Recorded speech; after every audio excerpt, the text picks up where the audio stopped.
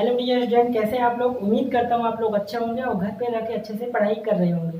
तो dear student, आज के सेशन में हम लोग बात करेंगे आइडियल सॉल्यूशन और नॉन आइडियल सॉल्यूशन के बारे में and positive and negative deviation from Raoult's law.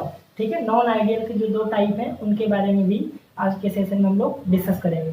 तो चलिए स्टार्ट करते हैं। तो ideal and non ideal solution क्या होता है, इसको समझने के लिए हम लोग क्या कर देते हैं, इनमें डिफरेंस लिख लेते हैं कि आइडियल का अगर आइडियल सॉल्यूशन के पॉइंट्स आपको पता है तो नॉन आइडियल के पॉइंट क्या होंगे, जस्ट ज़्यादातर अलग ही होते हैं। अगर नॉन आइडियल सॉल्यूशन के पॉइंट्स आपको पता है तो नॉन आइडियल के जो पॉइंट होंगे वो आप आसानी से इजीली उसको पॉइंट कर सकते हो, लिख सकते हैं। ठीक है, तो डिफरेंस में सबसे अच्छी बात यही होती है कि अगर डिफरेंस का एक साइड का आपको पॉइंट पता है तो दूसरे साइड का पॉइंट आप आसानी से बना सकते हो, लिख सकते हो। ठीक है, तो हम डिफरेंस इनमें बना लेते हैं, ideal solution and non ideal solution. एक साइड हम लिख लेते हैं आइडियल सॉल्यूशन, ठीक है, और दूसरे साइड हम लोग ले लेते हैं non ideal solution, non ideal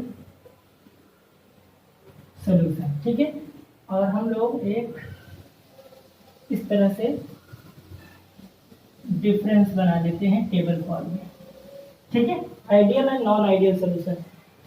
तो बात करते हैं सबसे पहले पॉइंट की कि आइडियल सॉल्यूशन और नॉन आइडियल सॉल्यूशन होते क्या है। देखिए, इससे पहले वाले लेक्चर हमने राउल्स लॉ पढ़ रखे हैं। ठीक है, Raoult's law for liquid solution and Raoult's law for non volatile solute in volatile liquid. ठीक है, तो राउल्स लॉ हम लोग ने पढ़ रखा है। तो ideal and non ideal solution में डिफरेंस क्या होता है कि जो आइडियल सॉल्यूशन होता है वो राउल्स लॉ को फॉलो करता है at all temperature and all concentration. ठीक है, किसी भी सारे टेम्परेचर पे और सभी कंसंट्रेशन पे जो फॉलो करता है उसको हम बोलते हैं आइडियल सॉल्यूशन। और ऐसा सॉल्यूशन जो राउल्स लॉ को फॉलो नहीं करता है, ठीक है, किसी भी कंसंट्रेशन या टेम्परेचर पे, उसको हम क्या बोलेंगे, नॉन आइडियल सॉल्यूशन। इसको पॉइंट कर लेते हैं, पॉइंट को नोट कर लेते हैं।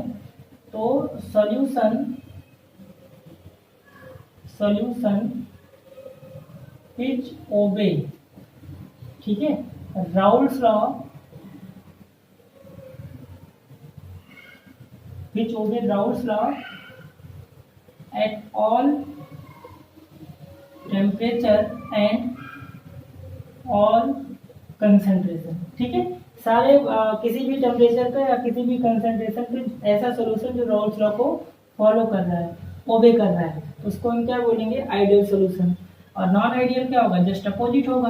ठीक है, solution which does not obey, solution which does not follow या ओबे, आप जो भी लिख लो, ओबे राउल्स लॉ,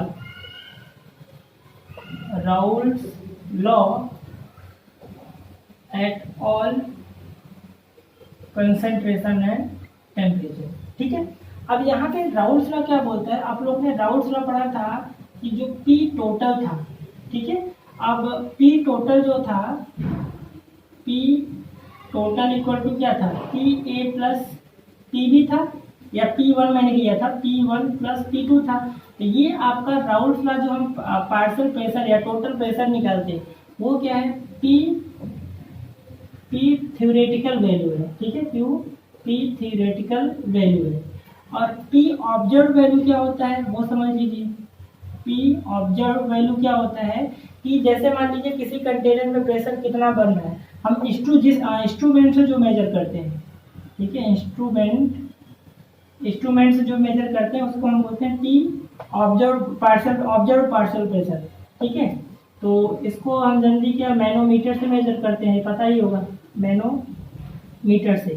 ठीक है, किसी भी गैस का प्रेशर जो हम जिस इंस्ट्रूमेंट से मेजर करते हैं उसको मैनोमीटर बोलते हैं, और एटमॉस्फेरिक जो प्रेशर होता है उसको मेजर करते हैं, वो बैरोमीटर होता है। तो आइडियल सॉल्यूशन के लिए क्या होगा, P थ्योरेटिकल जो वैल्यू होगी always equal to P observe value होगी। क्लियर हुआ पॉइंट कि आप जो थ्योरेटिकली फॉर्मूले से कैलकुलेट करके जो प्रेशर निकालोगे वो इंस्ट्रूमेंट से जितना प्रेशर आएगा उसको P ऑब्जर्व बोलते हैं। ठीक है, ऑब्जर्व प्रेशर बोलते हैं। वो दोनों क्या होते हैं, अप्रोक्स इक्वल होते हैं। ये आइडियल सोल्यूशन के लिए होगा। तो नॉन आइडियल के लिए क्या होगा, जस्ट अपोजिट होगा, पी ऑब्जर्व क्या होगा, क्यू पी थ्योरेटिकल के बराबर नहीं होगा। ठीक है, बोलो पॉइंट समझ में आया। अब क्या होगा कि आइडियल सोल्यूशन में देखा गया है कि जो चेंज इन वॉल्यूम होता है, ठीक है, चेंज इन वॉल्यूम सोल्यूशन क्या होगा, वो क्या होता है, जीरो होता है। ऐसा क्यों है, ठीक है। यहाँ पर क्या होगा, फिर सेकेंड पॉइंट, यहाँ पर चेंज इन वॉल्यूम जो आएगा सॉल्यूशन का वो क्या होगा, नॉट इक्वल टू जीरो होगा। ठीक है, ये हो गया अपना सेकेंड पॉइंट। अब इसका क्या मतलब है, इसका मतलब ये है कि मान लीजिए अपने पास एक कंटेनर है, ठीक है, इसमें हमने सॉल्यूट रखा, ठीक है, दूसरा कंटेनर जो है हमने उसमें क्या रखा, सॉल्वेंट रखा, सॉल्वेंट रखा। मान लीजिए सॉल्यूट हमने ए ले लिया, इसमें क्या बी टाइप का हमने सॉल्वेंट रख लिया। अब इनको क्या करा हमने, दोनों को मिक्स किया तो क्या बना अपने पास, सॉल्यूशन बना।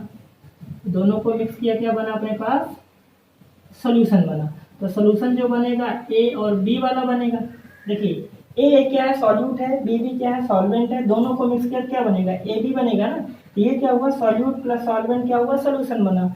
तो चेंज इन वॉल्यूम का मतलब क्या है कि अगर मान लीजिए 10 ml आपका सॉल्यूट है और 10 ml आपका ये चीज है सॉल्वेंट है, तो जो सोल्यूशन बनेगा वो क्या बनेगा, 20 ml, दोनों का सम बनेगा, सॉल्यूट प्लस सॉल्वेंट का सम बनेगा। तो यहाँ से जो चेंज इन वॉल्यूम आएगा, मतलब सॉल्यूशन का जो वॉल्यूम माइनस सॉल्वेंट और प्लस सॉल्यूट का माइनस करोगे तो चेंज इन वॉल्यूम क्या आएगा, वो जीरो आएगा। मतलब जितना सॉल्यूट सॉल्वेंट का अमाउंट था टोटल को जब मिक्स करोगे तो जो सॉल्यूशन का अमाउंट आएगा वो भी क्या होगा, इन दोनों के सम के बराबर होगा। इसीलिए उसको क्या बोला है, चेंज इन वॉल्यूम क्या होगा, जीरो होगा। बोलो बात समझ में आई। ऐसा इसलिए होता है, इसके रीजन की भी हम बात करें, क्योंकि ऐसा इसलिए होता है क्योंकि ए जो सॉल्यूट में अट्रैक्शन फोर्स है और जो सॉल्वेंट में अट्रैक्शन फोर्स है, और यहाँ पे सोल्यूशन में जो सॉल्यूट सॉल्वेंट के बीच अट्रैक्शन फोर्स बना, वो तीनों में क्या होता है, अप्रोक्स सेम होता है। ठीक है, तो वॉल्यूम में भी कोई चेंज नहीं आएगा।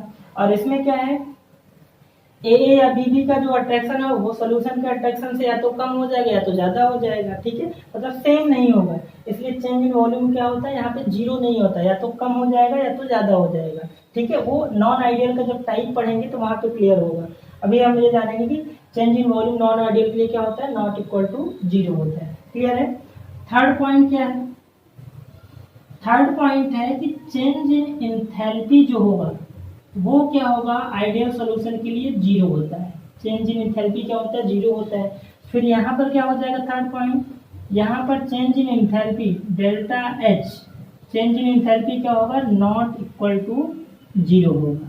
ठीक है, इस पॉइंट को समझ लेते हैं।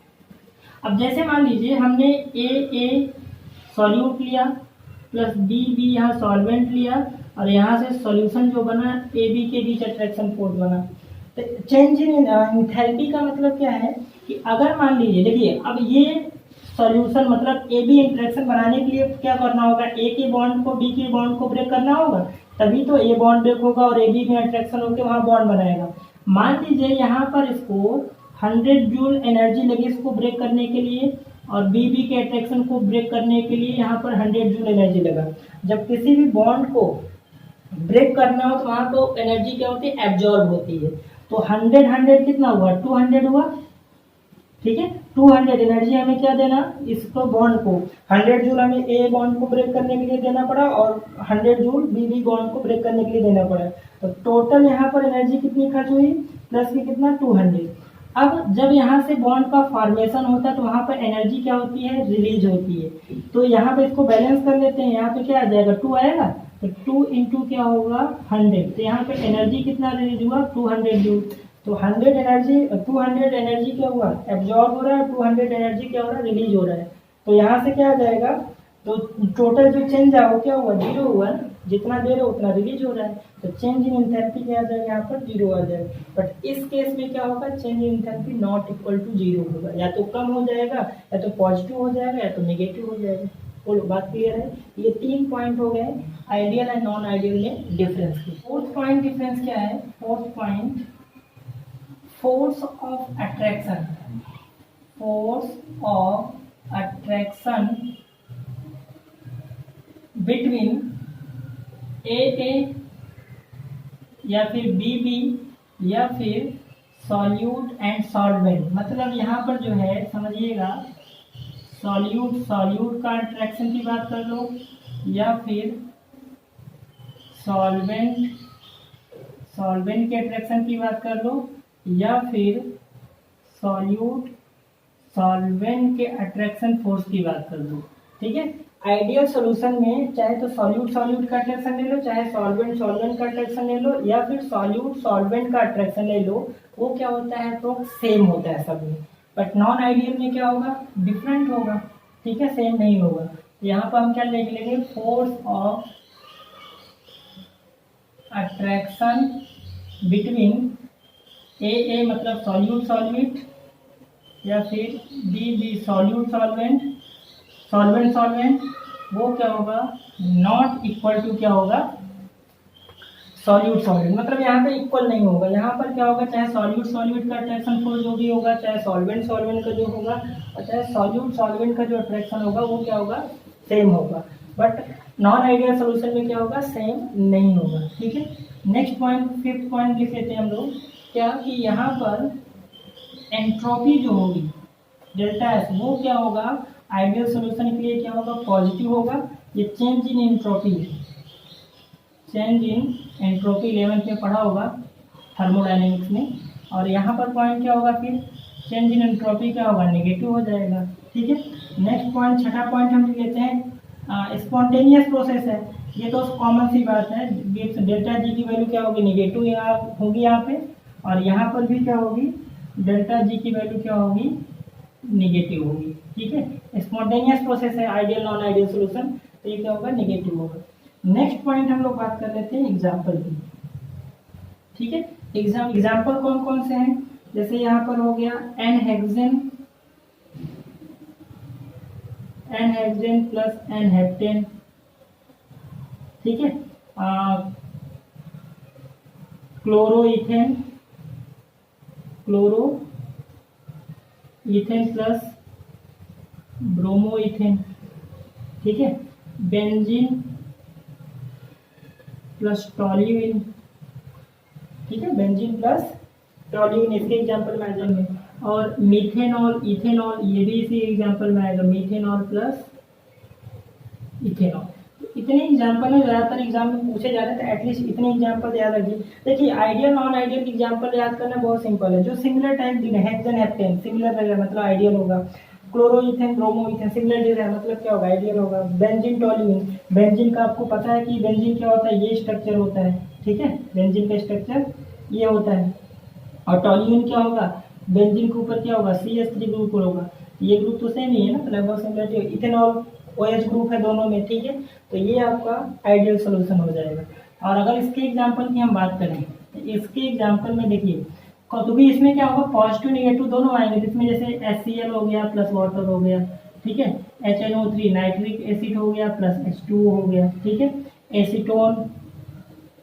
एसीटोन प्लस क्लोरोफॉर्म हो गया। ठीक है, और क्या हो गया, और आपका फिनॉल प्लस एनिलीन हो गया, फिनॉल प्लस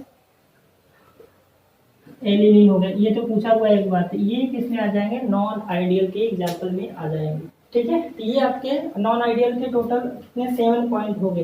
तो 7 पॉइंट आप लोग ध्यान रखिएगा। उसके बाद नॉन आइडियल में आपके यहाँ पर नॉन आइडियल जो होंगे ये 2 टाइप हो जाएंगे। ठीक है, नॉन आइडियल 2 टाइप होंगे। एक हम लोग पढ़ेंगे क्या, पॉजिटिव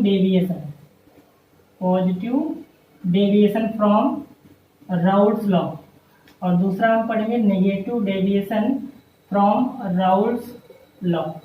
ठीक है, राउल्ट्स लॉ। तो इनमें डिफरेंस हम लोग जान लेंगे कि positive deviation from Raoult's law, क्योंकि नॉट इक्वल टू है यहाँ पर, तो नॉट इक्वल टू मतलब क्या है, या तो ग्रेटर देन 0 होगा या लेस देन 0 होगा। तो अगर ग्रेटर देन 0 है तो उसी को बोलते हैं positive deviation from Raoult's law, और अगर लेस देन 0 हो गया मतलब उसी को बोलते हैं negative deviation from Raoult's law. तो नेक्स्ट टॉपिक अपना वही है कि positive deviation from Raoult's law ये क्या होते हैं, और नेगेटिव डेविएशन क्या होता है, उसमें हम लोग डिफरेंस कर लेते हैं। ओके बच्चा लोग, और टोटल 7 पॉइंट हो गए ideal and non ideal solution के बीच का डिफरेंस। तो हमने ideal and non ideal solution के बीच डिफरेंस देख लिया। अब यहाँ पर नॉन आइडियल की बात कर लेते हैं, क्योंकि नॉन आइडियल में क्या होता है, टी ऑब्जर्व जो पार्शियल प्रेशर होगा वो not equal to partial pressure, theoretical partial pressure के बराबर होगा। अब नॉट इक्वल टू इसका मतलब क्या होगा, या तो ग्रेटर देन होगा, मतलब जीरो से या तो ग्रेटर होगा या तो जीरो से कम होगा। तो जीरो से जब कम होगा तो उसको हम बोलते हैं negative deviation from Raoult's law, और जीरो से जब ज़्यादा होगा तो उसको हम बोलते हैं positive deviation from Raoult's law. तो सबसे पहले हम पॉइंट बात कर लेते हैं ग्राफ से रिलेटेड, ठीक है, कि अब राउल्स लॉ का ग्राफ आपको अच्छे से याद होगा, ठीक है, याद होना चाहिए और आपको शायद याद भी होगा। तो राउल्स लॉ का ग्राफ कुछ इस तरह से था, ठीक है, यहाँ पर उनका ग्राफ कुछ इस तरह से, राउल्स लॉ साहब का ग्राफ कुछ इस तरह से था, ठीक है। ये अपना क्या था, पी टोटल। तो यहाँ पर क्या था, P1 नॉट था, इसको मैंने x1 माना था, x1 इक्वल टू 1 था और x2 इक्वल टू क्या था, 0 था। यहाँ पर x1 क्या हो जाएगा 0 और x2 क्या हो जाएगा 1, और ये मोल फ्रैक्शन के बीच ग्राफ था। और ये जो था वो क्या था, P टोटल था, ये जो होगा P1 होगा, ये जो होगा लाइन P2 होगा, और ये क्या होगा P2 नॉट होगा, ठीक है, याद आ रहा है आपको, ठीक है, P टोटल।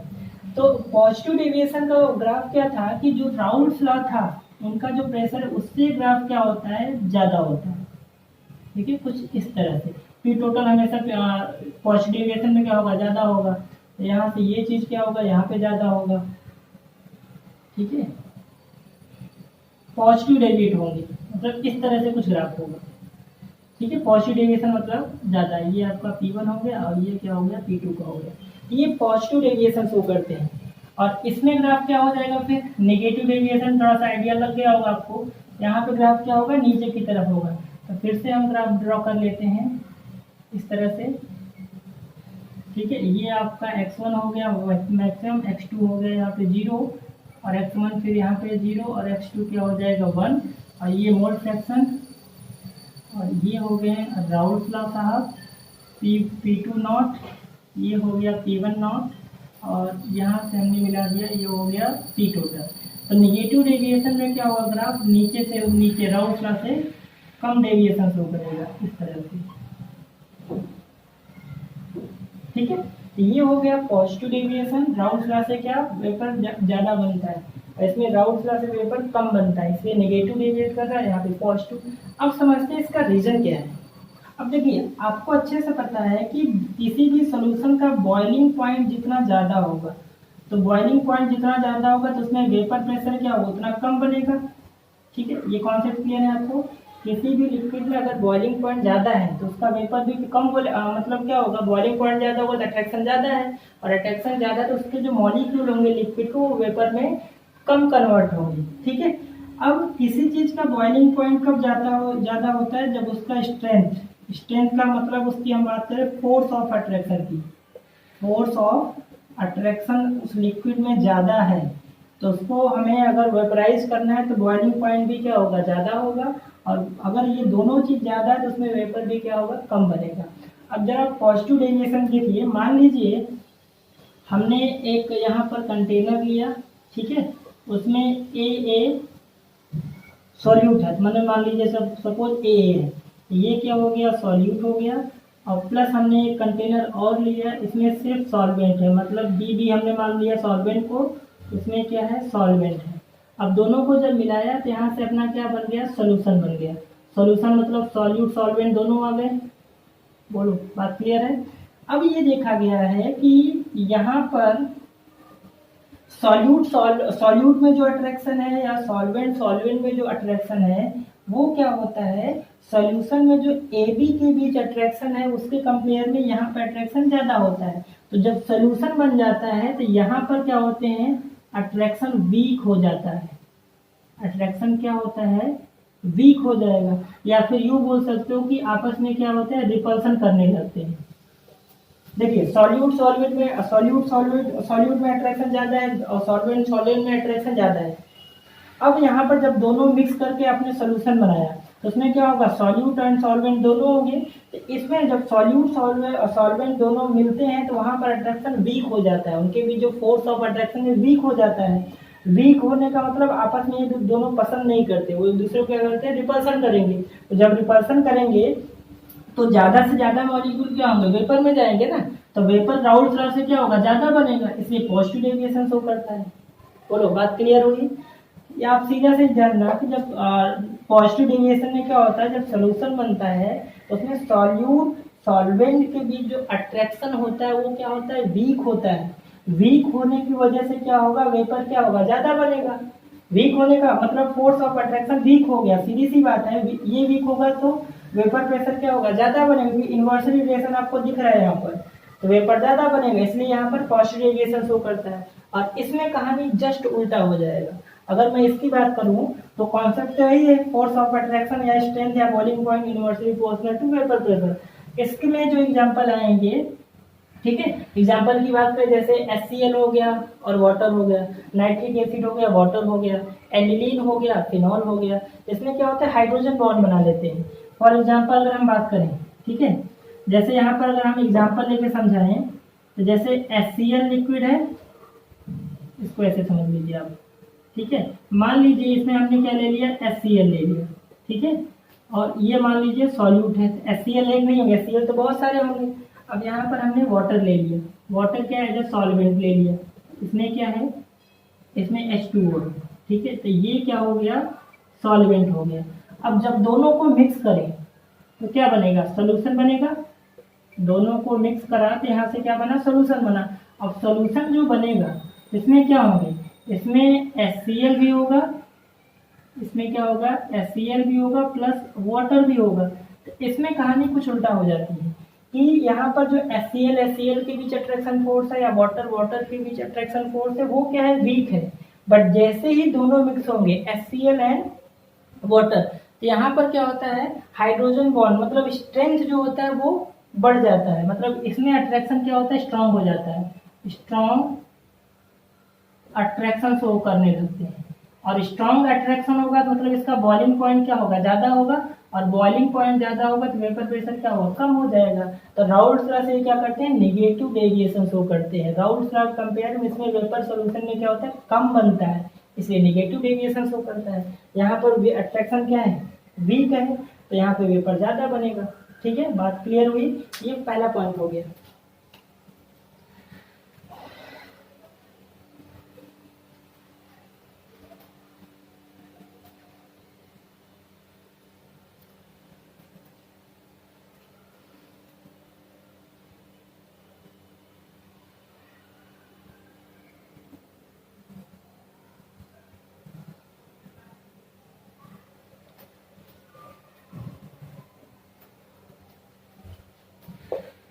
ठीक है, तो नेक्स्ट पॉइंट हम लोग लिख सकते हैं फोर्स ऑफ अट्रैक्शन से रिलेटेड। तो यहाँ पर हम लिख सकते हैं force of attraction between solute solvent is less than, ठीक है, सॉल्यूट और इसका अट्रैक्शन क्या है, लेस देन ए अट्रैक्शन या फिर बी अट्रैक्शन। ठीक है, मैंने वही पॉइंट जो समझा वही लिखा है कि फोर्स ऑफ अट्रैक्शन जो होगा सॉल्यूट सॉल्वेंट के भी जो अट्रैक्शन फोर्स होगा क्या होगा, लेस होगा। कैसे, सॉल्यूट या सॉल्वेंट से। इसमें खेल कुछ उल्टा हो जाएगा। इसमें क्या हो जाएगा, force of attraction between solute solvent greater than A या फिर बी अट्रैक्शन से क्या हो जाएगा, ज्यादा होगा। किसका, सॉल्यूशन में जो सॉल्यूट एंड सॉल्वेंट है। ये सेकेंड पॉइंट हो गया। इसी को मैंने यहाँ पर ऊपर वाले फर्स्ट से एक्सप्लेन किया। ठीक है, तो यहाँ पर जो थर्ड पॉइंट है कि इसमें जो चेंज इन वॉल्यूम आता है सॉल्यूशन का वो ऑलवेज क्या होता है, ग्रेटर देन 0 होगा, मतलब पॉजिटिव होगा। और यहाँ पर जो चेंज इन वॉल्यूम आएगा सॉल्यूशन का, ठीक है, वो क्या होगा, लेस देन 0 होगा, मतलब निगेटिव होगा। अब ऐसा क्यों है, ठीक है, अब आपको अच्छे से पता है कि हमने जो सॉल्यूट बनाया था सॉल्यूशन में, ठीक है, सॉल्यूट और यहाँ पर सॉल्वेंट, ठीक है, इसमें जो अट्रैक्शन था और उसके बाद हमने क्या बनाया था, सॉल्यूशन बना लिया था। सॉल्यूशन में क्या था, AB टाइप का था। हमने क्या बताया था कि जो यहाँ पर जो बना था वहां पर जो अट्रैक्शन फोर्स था वो क्या था, वीक अट्रैक्शन था। वीक अट्रैक्शन हुआ तो क्या होगा, एक दूसरे को क्या करेंगे, रिपल्सन करेंगे, रिपल्सन करेंगे तो क्या होगा, रिपल्सन करने इनके आपस में सॉल्यूट सॉल्वेंट के रिपल्सन की वजह से ये जो वॉल्यूम होगा वो क्या हो जाएगा, बढ़ जाएगा। तो यहाँ पर इसीलिए चेंज इन वॉल्यूम क्या होता है, ज़्यादा हो जाता है।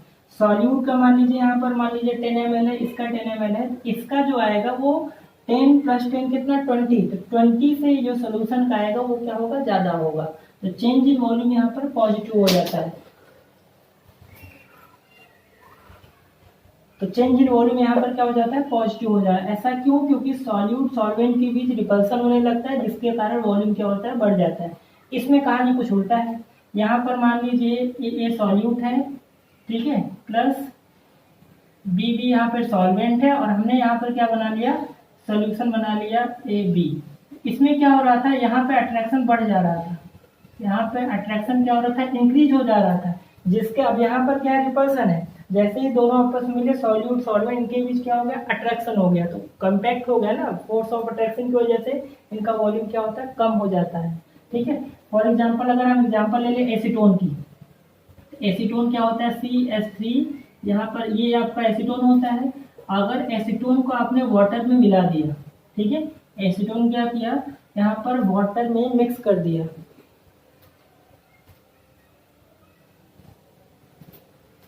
ठीक है। मान लीजिए हमने एसीटोन ले लिया, इसकी एग्जांपल की बात करें तो मान लीजिए हमने एसीटोन ले लिया और एसीटोन को हमने क्लोरोफॉर्म में मिला दिया, ठीक है। क्लोरोफॉर्म क्या होता है, CH और यहाँ से 3 Cl हो जाएंगे, ठीक है, यही होता है क्लोरोफॉर्म। तो एक्चुअल में होता क्या है कि ये आपका एसीटोन है, ये क्लोरोफॉर्म है। यहाँ पर हाइड्रोजन और ऑक्सीजन के बीच क्या होता है, हाइड्रोजन बॉन्ड हो जाए बन जाता है, जिसकी वजह से इनमें क्या हो जाता है, अट्रैक्शन हो जाता है। बाकी यहाँ पर आपस में क्या अट्रैक्शन फोर्स उतना नहीं होता है, पर जैसे ही दोनों आपस में मिलकर सोल्यूशन बनाते हैं, उनके बीच अट्रैक्शन फोर्स हाइड्रोजन बॉन्ड बना लेता है, इनका वॉल्यूम क्या हो जाता है, कम हो जाता है। तो ये आपका थर्ड पॉइंट हो गया, ठीक है। बात समझ में आया। सीधा सा चेंज इन वॉल्यूम यहाँ पर जीरो क्यों, ज़्यादा जीरो से ज़्यादा क्यों होता है, तो आप सीधा बोल दो कि सॉल्यूशन में सॉल्यूट एंड सॉल्वेंट के बीच अट्रैक्शन क्या होता है, वीक होता है, जिसके कारण वो एक दूसरे को एक दूसरे को पसंद नहीं करते। तो रिपल्सन होगा, रिपल्सन होगा तो वॉल्यूम क्या होगा, ज़्यादा हो जाएगा।